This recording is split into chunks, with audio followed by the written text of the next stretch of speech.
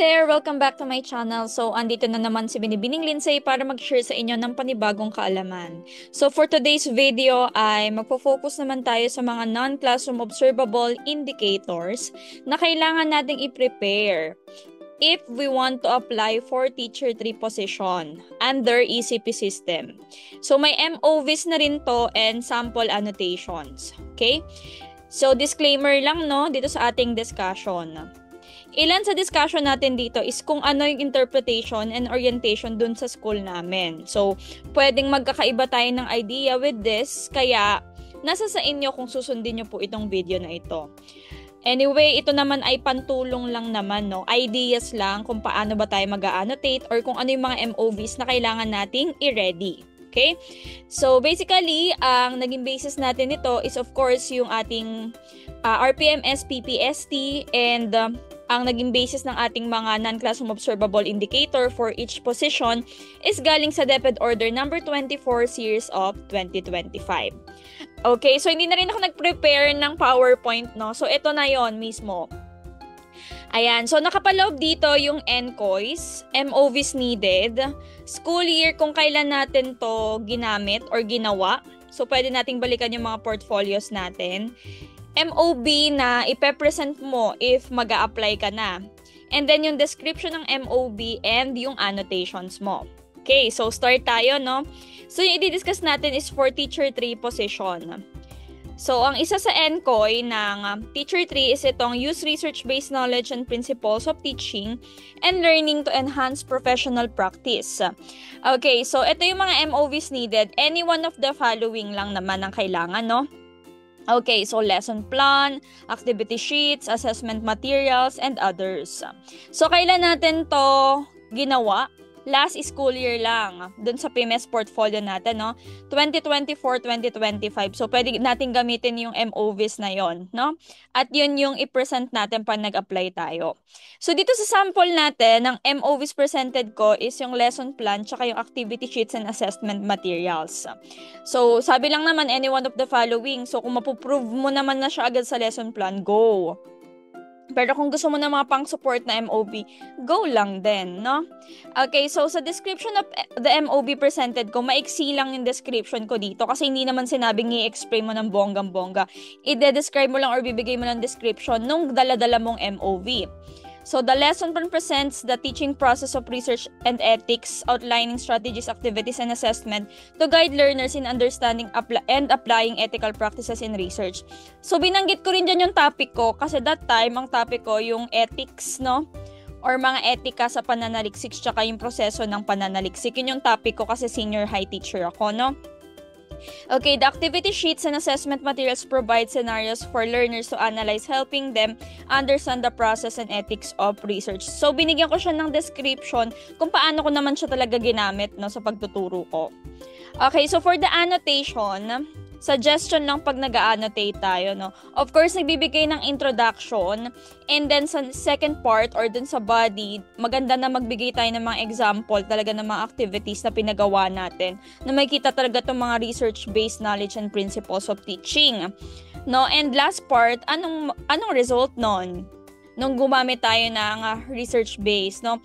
Kasi dun sa pag-annotate natin na yon, nakita talaga natin yung connection or paggamit natin ng research-based knowledge and principles of teaching and learning doon sa tinuro natin. Especially doon sa lesson plan na ginamit sa pagtuturo. Okay, dito kasi sa NCOY na to, pag sinabing use research-based, meron kasing dalawang interpretation yan. Doon sa isang school na alam ko, ang interpretation dyan is yung gumagamit tayo ng mga research-based activities, articles, research, yan. And then, yung isa naman na alam kong interpretation pa is yun nga yung paggamit natin ng iba't ibang theories, principles of teaching and learning. Yan. So, yun yung mga yon. Alam ba, yung mga cognitive, yung mga constructivism, yan. Yan yung mga examples niyan. Sa annotation ko, ganito yung ginawa ko, no? Sabi ko, by employing constructivism, so nag-mention na ako agad nung principles of teaching and learning, constructivism, and research-based activities, I was able to create an engaging and meaningful learning environment that enhanced my professional practice. This is evident in my lesson plan. Ayan, iniisa-isa ko na kung paano ko nagamit, no? Yung research-based na yon. Presents teaching process, of research and ethics, including strategies, activities, and assessment that guided learners in understanding and applying ethical practices in research. So ito na, binanggit ko na dito yung mga activities na ginamit ko. Ayan, tingnan yung mabuti. So meron dito, I incorporated recent research scenarios, case studies, and real-world examples to assess students' understanding, which encouraged them to synthesize information. So ito na, binanggit ko na yung mga sample activities: etika, mahalaga, honesto, promise, online si Binibining Lindsay, were used to strengthen student appreciation of research ethics and their application in real-life context. No? Dapat itong mga activities na pinapagawa mo, syempre align din doon sa mga tiers na ginamit mong constructivism and research-based activity. No? Ito na yung sasabi ko. As a result, my discussion and assessment fostered active participation, deeper comprehension, and the development of higher order thinking skills. So, ganyan ko po siya in-annotate. So, nasa sa inyo naman, no, kung susundin nyo yung way ng pag-annotate natin. Anyway, idea lang din naman to, no? Okay, next one. Next indicator, set achievable and appropriate learning outcomes that are aligned with learning competencies. Okay, so ito yung MOVs na pwedeng dalhin. At least one lesson plan daw, or one lesson from a self-learning module developed by the RATI and used in instruction with achievable and appropriate learning outcomes that are aligned with the learning competencies as shown in any of the following. Lecture discussion, activity sheet, performance task, rubric, yan, for assessing performance using criteria that are appropriate, describe the target output. Okay, so yung orientation namin dito, or interpretation sa amin dito para sa indicator na to, ito yung pag-a-align natin ng ating mga competencies doon sa mga activities natin, no? Dapat align sila, of course, doon sa learning outcomes natin. Pero may isa pa kasing interpretation sa amin, no? Kaya yun yung ginamit ko. Of course, kung ano yung interpretation sa school nyo, isa pa pala, no, na tips, yun yung sundin nyo. Kung paano talaga siya ina-annotate dun sa school nyo, kung paano siya in-explain to mga indicators na to, yun yung sundin nyo. Kasi sila yung magbibigay ng grade. Okay, sa amin kasi, ang isa pang interpretation dito, dapat daw yung lesson mo na dinidiscuss ngayon is makikita na doon yung next competency mo. Okay? Kumbaga, naa-align na rin doon yung next competency mo na ituturo mo. Kaya ang nilagay ko ditong MOVs presented is 2 lesson plan. Diniscuss ko dito in description. The first lesson plan focuses on kahulugan at kabuluhan ng wika, while the second highlights mga konseptong pangwika sa lipunan, both aiming to develop learners' understanding of the language and its roles in society. So, paano ko siya in-annotate? I set achievable and appropriate learning outcomes that are aligned with the learning competencies. In my lesson plan, the first competency is natutukoy ang kahulugan at kabuluhan ng mga konseptong pangwika, where the discussion focuses on kahalagahan, katangian at kabuluhan ng wika. The activities I design also show a clear connection to the next competency. So, yun nga kasing interpretation sa amin, no? Naiugnay ang mga konseptong pangwika sa mga napapanood na sitwasyong pangkomunikasyon sa telebisyon, which is relates to konseptong pangwika. This alignment is demonstrated through activities such as the use of guide questions leading to the upcoming lesson and the activity I'm a Filipino, of course, where learners apply the importance of language in society. Through these strategies, I ensure continuity of learning, reinforce targeted competencies, and gradually build learner skills from foundational concepts to practical application. So, ayan. So, ibig sabihin, dun sa first lesson plan ko, makikita na agad doon yung connection nun sa next lesson or competency, no? Yung kasi yung interpretation sa amin. Pero, yun nga, pwede naman nating i-annotate dito kung paano na ipakita yung alignment ng iyong learning outcomes dun sa learning competencies mo. Okay? Ayan. Next. Indicator number 3 for Teacher 3. Adopt and implement learning programs that ensure relevance and responsiveness to the needs of all learners. Any one of the following: proof of implementation of learning programs, accomplishment report, yan. Proof of contextualization and localization and indigenization of learning programs, proof of adoption of learning programs, action plan, activity proposal, or activity matrix for adaptation and implementation of learning programs. So, sorry, nabanggit ko ba kung anong school year yung last indicator? So, yung ano pala, no, yung pangalawang indicator ay, sorry, nasa na yun? Nagtatalon-talon kasi. Yung last indicator natin, yung second indicator ay 2023-2024 natin babalikan. Then, ito namang pangatlong indicator for T3 ay 2024-2025. So, ano yung prinesent kong MOV? Tatlo ang prinesent ko. Intervention Learning Plan for Identified Learning Gaps for Student at Risk. Accomplishment Report in Intervention or Learning Plan and Individual Learning Monitoring Plan. Okay, so ito yung MOVs na ipepresent ko. Bakit? Kasi ang nakalagay sa ating indicator, adopt and implement learning programs that ensure relevance and responsiveness to the needs of all learners. So, ang focus ko dito is yung mga student at risk, 'di ba? Sila yung mga pala-absent, palapit na bumagsak, ayan. So, anong mga learning program yung ginawa mo? So, yun yung sinasabi dito, no? Kailangan nakapag-implement ka or nakapag-adapt ka. Pwede rin naman yung mga reading program, no? Basta, meron kayo nung plan, okay? Yung action plan or activity proposal nun. So, sa akin nga, ang nilagay ko dito is learning plan and intervention plan kasi meron talaga kasi kami neto. And then, accomplishment report, tsaka itong ILMP. So, the intervention and learning plan, yan, nandyan yung mga competencies na bababa yung mga bata, andyan din nakapaloob yung mga strategies na gagamitin ko, ang mga activities na gagamitin ko para ma-address yung learning gaps dun sa mga student at risk, no? And then, dun sa individual monitoring plan naman, ito naman yung nagtatrack ng progress ng bata, no? Dun sa specific intervention, activities na pinagawa mo, kung meron bang significant progress or not significant, no? And then, sa accomplishment report, of course, ito naman yung mga naging outcomes ng progress ng bata. So, successful ba? Anong mga success indicator natin dito? And then, pictures, proof ng implementation. So, nakalagay yun sa accomplishment, no? Yan yung aming orientation or interpretation para dito sa indicator na to, no? So, paano ko siya inannotate? My intervention plan demonstrate a clear alignment with the diverse needs of my learners, no? Kasi nga, sila yung mga student at risk. By focusing on the least mastered competencies, my plan directly address specific gaps in knowledge and skills, ensuring that all learners, specifically those struggling, no? Eto na. Sinabi ko rin dito kung ano mga activities ay included activities such as punan at gamitin sa iba pang larangan at lumikha at gamitin sa iba't ibang larangan, etc. So, ginamit ko dito yung iba't ibang activities. Nagbigay ako example para mapakita ko talaga, no, na nag-implement ako at nag-adapt ako ng program. And of course, lastly, papakita mo ano yung result, no? The effectiveness of my intervention plan is evident in the significant progress made by the learners within the designated time frame, highlighting its responsiveness to their needs, no? So, dito, nakita rin yung pagiging pag-contextualize natin kasi nga, ano ba talaga yung need ng bata, no?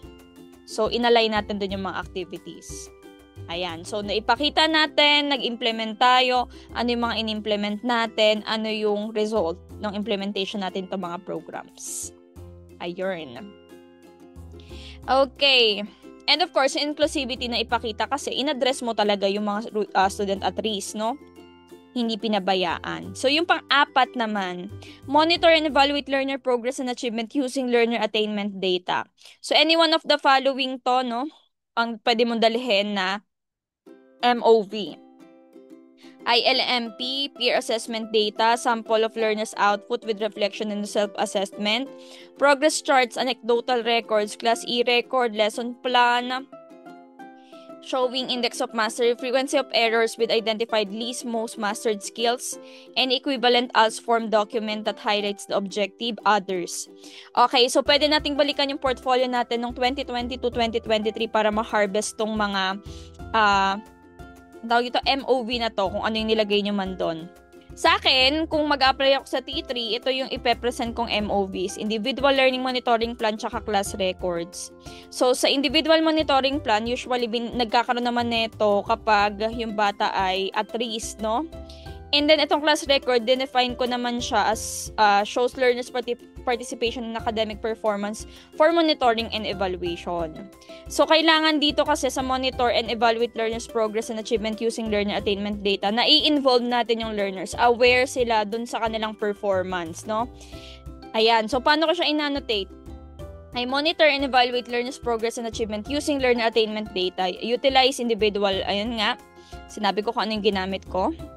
I also record all the necessary performance outputs, etc. Di ba kapag tayo ay nagka-class record na, nag-i-inform naman tayo sa bata, no? Kung babagsak sila, anong kulang nila, kung anong mababa. So, napapakita na agad dito, na monitor natin yung performance ng bata or na-i-evaluate natin. Okay, so I inform learners about their class standing and provide appropriate interventions. When necessary, I also involve the parents to ensure the learners. Pero kung pwede nyo namang ilagay na in-involve nyo talaga or in-inform nyo yung parents kapag yung bata is at risk na talaga siya, no? Ayan. So, when necessary, I also involve the advisor and parents to ensure that learners receive adequate guidance and support for improvement. So, ganyan ko po siya in-annotate. Paano ko siya ginamit? Paano ko minonitor? So, naka-specific dyan, naka-detailed. Kung paano ko ginamit yung ILMP ko and yung class record ko as my MOVs. And lastly, ayan, last na. Utilize assessment data to inform modification of teaching and learning practices and programs. So, dito sa MOV na pwede nating dalhin, a list of identified least mastered skills based on the frequency of errors of correct response with one of the following supporting MOV. Accomplishment report, intervention, and lesson plan. Actually, usually, kapag may accomplishment report ka, meron ka rin itong ibang to, no? Dito naman, di ba, pagka nagpapa-exam tayo, meron tayong least mastered skills and most mastered skills. Usually, ang ginagawan talaga is yung mga least mastered skills. Dito, kapag nakita mong mababa yung mga bata dun sa competency na yon, anong gagawin mo, no? So, mag-utilize ka ng mga assessment data mo or gagawa ka ng mga activities wherein ma-address yung part na mababa or yung mga least mastered competencies. By the way, makikita natin to dun sa ating portfolio ng 2023-2024. Ang ipresent kong MOVs kung ako ay mag-a-apply sa T3 ay itong intervention and learning plan, dun sa identified least mastered skills, accomplishment report, individual monitoring plan, intervention material, and remediation activities na gagamitin ko. Of course, yung intervention plan or learning plan, nakapaloob doon yung mga activities na gagamitin ko doon sa mga nakita kong least mastered skills, no? Lahat ng mga bata magaganito, lalo na kung yun yung pinakamababa mong competencies, no? And then, accomplishment report shows outcomes kung may significant progress ba or tumaas ba yung scores nila or naintindihan na nila ng mas malinaw yung mga competencies na yon. Individual monitoring plan, itatrack natin yung record ng mga bata. And itong intervention materials and remediation activities, ito yung naglalaman ng mga exercises or activities, no? Na ipapagawa mo na align dun sa mga least mastered competencies. So, paano ko siya in-annotate? I systematically applied and utilized assessment data to refine my teaching and learning practice, ensuring that my instruction is responsive to learners' need. By carefully analyzing assessment result, I identified the least mastered. So, nilagay ko dito yung process kung paano ko siya ginawa. And then, pagkatapos kong i-identify, of course, gagawa ko ng mga plan and activities na suited doon sa mga least mastered na yon. So, dito, nilagay ko rin ulit, sabi ko nga, nilalagay ko yung mga activity as sample na talagang in-implement ko siya, no? And as a result, the learners were able to make significant progress and demonstrating improved understanding, performance, and engagement in the learning process. Ayan. So, ganyan ko siya in-annotate. So, yun lang po yung mga sample ko dito na annotation kung mag-a-apply ka for Teacher 3. So, sa mga susunod, abang-abang lang tayo dun sa mga susunod ko pang explanation para naman dun sa iba't iba pang position. Yan lang. Thank you so much. Sana nakatulong po ako sa inyong pagpe-prepare. Bye!